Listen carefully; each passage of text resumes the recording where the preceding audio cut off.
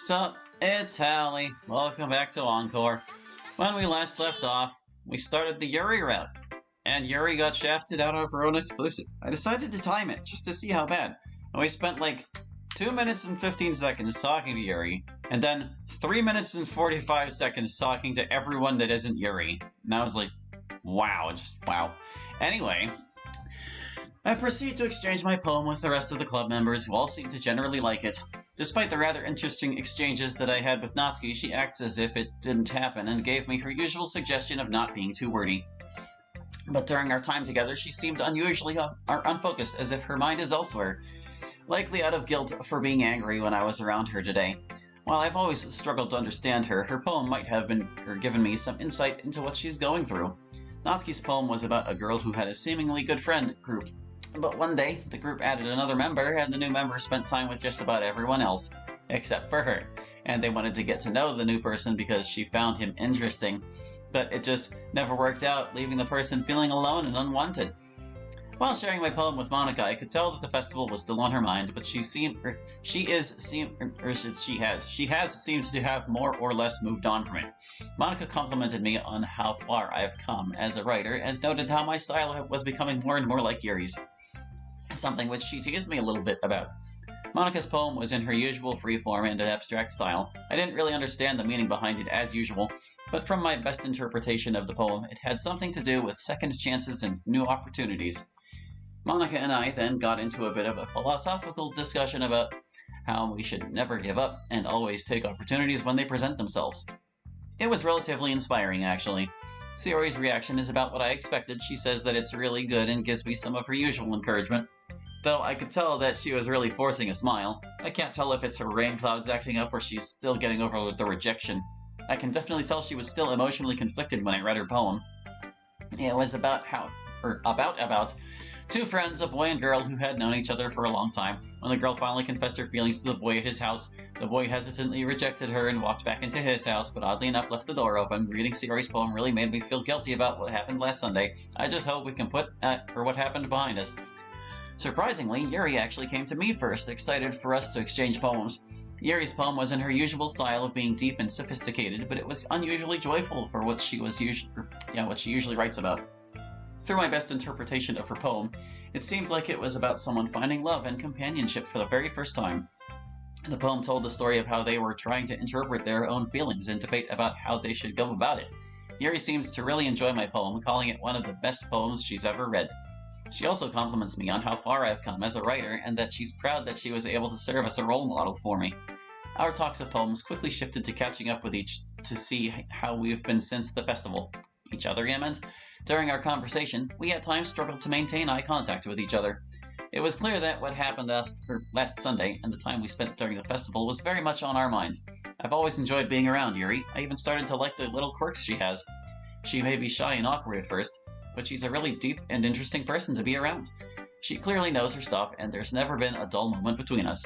I always did find it adorable whenever she gets flustered and doesn't know what to say or do next. Not to mention she's breathtakingly beautiful and elegant. I often find myself getting lost in those beautiful dark purple eyes of hers. If things can always be like this, I could die happy. Oh, I could die alright. Let's just go. I really need to figure out things between me and Sayori. Given everything she's gone through lately and how I've probably been making things worse, I should probably convince her to get professional help. Though I don't know if she'll listen to me now. On the bright side, I think I'm getting better at understanding Yuri. She seems to be getting much more comfortable around me. I wonder if it's because of that Sunday when we made the banner. I think back to those 2 times where I gushed myself reliving them in my head. I wonder if Yuri really would go out with a guy like me. I mean, she seems to be really into me. But she really isn't one to go out of her way to step outside of her comfort zone into social situations. Though Yuri has been opening up to me more, so maybe there is a chance. And if there's a chance to be with her, I'm definitely going to take it. It would be quite the turn of events. Yuri, a girl who would often spend all her time by herself and who hardly ever raised her voice, to maybe going to out with me. I wouldn't mind it, and something tells me Yuri wouldn't mind it either. As I drift off into sleep, I think to myself, life is a funny thing sometimes. So funny. Haha. Lol. I fling the door open. I feel stabbed to find myself back in the clubroom. Only something's off. The clubroom is completely empty. There's no desks or chairs. There are no desks or chairs. What happened? I hear the doors to the clubroom open. I turn to see who opens them. It's Yuri. Hi, Hallie. Yuri has a deranged look on her face. Hi, Yuri. I don't really know what to say or do in this situation. Where are we? It doesn't fucking matter. What matters is that we're here together. Alone. Yuri lets out an insane, maniacal laugh. I want to scream and run, but I can't move. I made something for you, Hallie. A piece of paper floats over to me. My hand stretches out to grab it. I've put a lot of thought into it. Please tell me what you think. Oh no. It's that crazy poem. They didn't even change it. Yup. Hallie, what did you think? Isn't it the best thing you've ever read? I spent all night working on that. I had cut myself 5 times just to make sure that I finished that poem. I almost passed out writing it, actually. I tried to force myself not to go to the bathroom either. So sorry if I got the poem a little messy, but I hope you like my scent. Do you love me, Hallie? Tell me you love me. Tell me I'm the best. Tell me I'm better than that selfish toothpick. Tell me I'm better than that useless walking klutz. But I can never compare to Monica. She's actually emotionally stable. Something I'll never be. Why don't you love me? Because you spell klutz with a C. Well, I meant to click on the skip. It won't do anything because it's not. I just leave it there in case I get to a line we've already seen. And then when I just click to advance, it'll just start skipping. You probably noticed. I mean, I feel like whenever cursors are visible on screen in List Plays, they're just like annoyingly present. I open my eyes. I look around to see nothing but black empty space. But doing a quick self-check, I appear to be okay. What the hell? What the hell was that? Was that real? No, this can't be. This is just a bad dream. I'm having a bad dream. You're lucky that this is a dream. This is what ultimately should have happened. But reality changed. And she lives. For now. No punctuation. You're putting me into a box by spending time with her. Do us both a favor. Stay away from Yuri. Let her die. She's not worth it. Let her suffer. Get on with it. Let her die. I wake up startled by now. I try to purge what I saw last night from my memory, but I still feel like I can see Yuri about to stab herself. It's rather unsettling. Who's her? Yuri? Why on earth would I do that? I don't know, just, Yuri does the freak out on this one too. I guess it's anytime we're not on her route she does that thing, because we saw that last time with one of our Natsuki's as well. I'm surprised they didn't uniquely copy-paste it. So, how are things with you and Yuri? My mind goes completely blank. I'm not entirely sure how I can put it to someone like Monica without accidentally giving anything away. For all I know, Yuri might have convinced Monica to see how I feel about her in a roundabout way. Or roundabout a way. Oh, well, You don't have to answer if you don't want to, Hallie. No, it's fine. It's just... Difficult to explain. Yeah, you could say that. I take a moment to collect my thoughts. Well, it's been an interesting journey with her. At first, I thought she just wanted to be left alone with her books. Monica lets out a small laugh. Well, that's Yuri. From my understanding, she always kind of been like that. She's always been kind of been like that. Yeah, no, that was fine. I just read her all good and bad. Really? Did she tell you something? That's not really something for me to say, Hallie. But I can say that she's been a lot happier since you've joined. Well, it's good to see that I did something right at least. Monica lets out another small laugh. Oh, come on, Hallie. You should give yourself a little more credit than that. I mean, my friendship with Sayori's been a mess lately. I don't even know what I'm supposed to do with her. Do you want to talk about it? I mean, I tried to figure out how best to articulate my current status with Sayori. It's just been awkward since last Sunday. Like one moment, everything will be fine. Then the next, I know, I'll say something stupid and it'll ruin her day. I guess her feelings are still raw from, you know. My voice trails off as Monica listens intently. I see. Well, I would say for Sayori is that she just needs time to get over what happened with you and her. Something about that sentence is weird. I'm sure she'll come to you when she's ready to talk about what happened.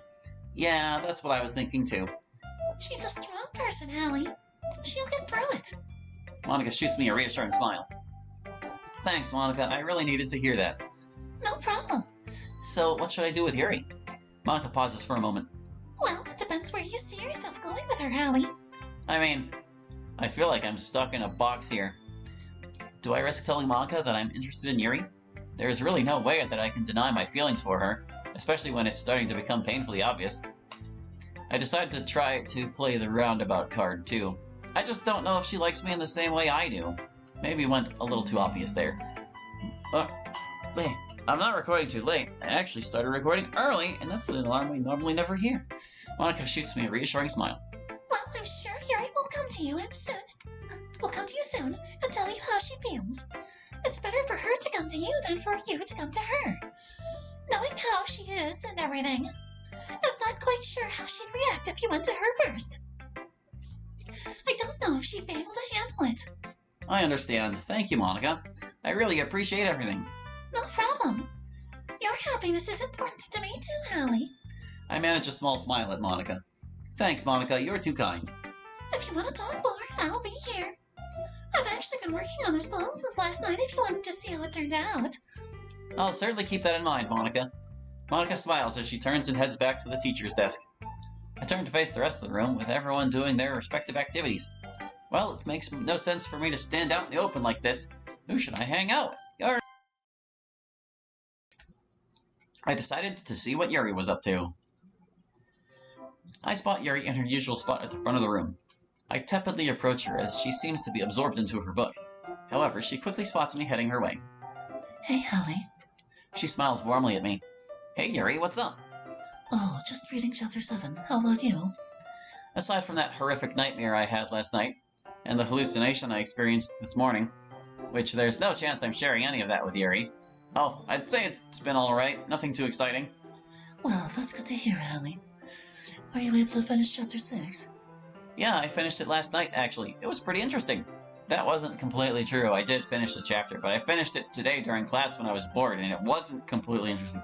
I wouldn't want to give Yuri the impression that I'm a slacker. Well, I'm glad you got to read it. I just got started with reading Chapter 7, actually. So we can read it together if you want. Yuri looks off in her usual flustered manner. You know I'd love to, Yuri. Oh, right. How silly of me. I sit down next to Yuri. I take it we're doing the same thing as last time? Yeah, that works for me. I shoot Yuri a warm smile, which immediately causes her to blush. Well, let's get reading. Yuri nods approvingly at me as we begin to read Chapter 7. I don't remember us reading last time. After reading for a few minutes, I see Yuri shifting uncomfortably in her seat. Everything good, Yuri? Yeah, it's just that my posture isn't too good right now. Oh, right, her posture. I can't believe I forgot about that. Do you want to move to under the windowsill again? I mean, if you're comfortable here, I don't mind. You know, they never actually acknowledged what they meant by that, and whatever. Yuri, I don't want you to be uncomfortable if sitting like this is going to make your back ache. I really don't mind where we read as long as we're together. Oh, might have been a little too forward there. Yuri is completely caught off guard and frantically fiddles with her hair as she figures out how to respond. Yeah, let's just sit down. Okay. Yuri and I take our seats under the windowsill. Ironically enough, we actually sat here before, for the exact same reason. I don't mind it, though. I enjoy being like this with Yuri. Yuri hands me the book as she peers over my shoulder to read. Do you feel better now? Yeah, I do. I can't really see the book, though. Oh, my bad. I try to bring the book closer to Yuri, but it makes my arm feel awkward. Let me try something. Yuri pushes the book back towards me. Oh? She then puts her head on my shoulder. I immediately feel the blood rush to my face as I'm filled with shock. Not that I don't think Yuri doing that, or not that I don't mind Yuri doing that, but the fact that she actually went out of her comfort zone to do this astonishes me. This isn't too distracting for you, right? Oh, no, not at all. I like how her head is just not even on his shoulder in the CG. I actually kind of like this. Yuri looks off and blushes. She regains her composure and looks back at me. Good. I was hoping you wouldn't find me weird for doing this. I like it when you're expressive. You should do it more. Yuri lets out a small giggle. Well, if you want me to, I will. Noted. With our banter aside, we pick up where we left off. The chapter actually turns out to be the best one yet. In the chapter, the main character, this girl named Libitina, is given a second chance to repair her broken relationship with her uncle, who she's currently living with. Most of the chapter is told through a monologue as Libitina internally debates if it's worth repairing her relationship with her uncle, as she's on the run from a league of escapees who want her back in order to complete some ritual.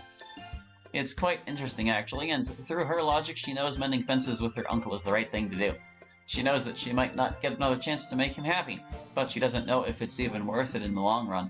After a while, we reach the end of the chapter, with Libitina deciding to talk to her friend about what she should do. Do you think she'll do it, Hallie? Or do you think Libitina will end up making things right with her uncle? I hope she does.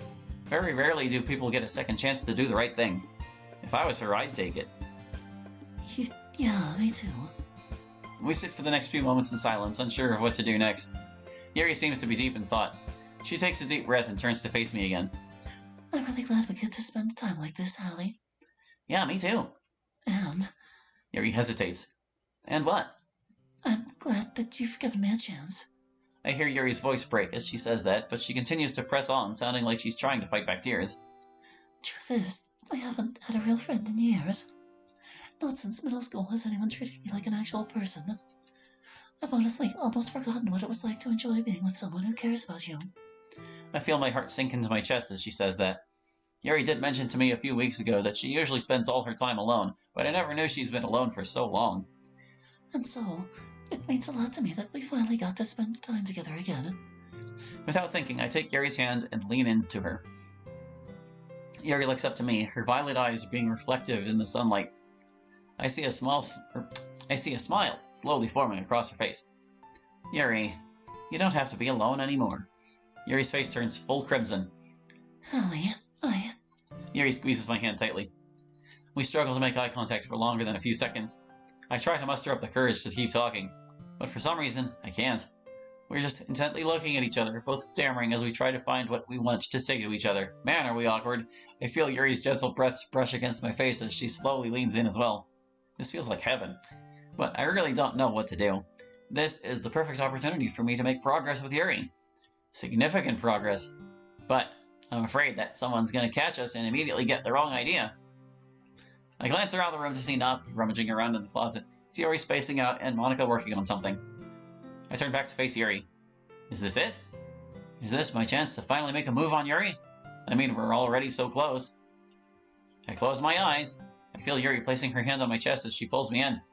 Here goes nothing. Suddenly, I hear Monica stand up and walk to the front of the room.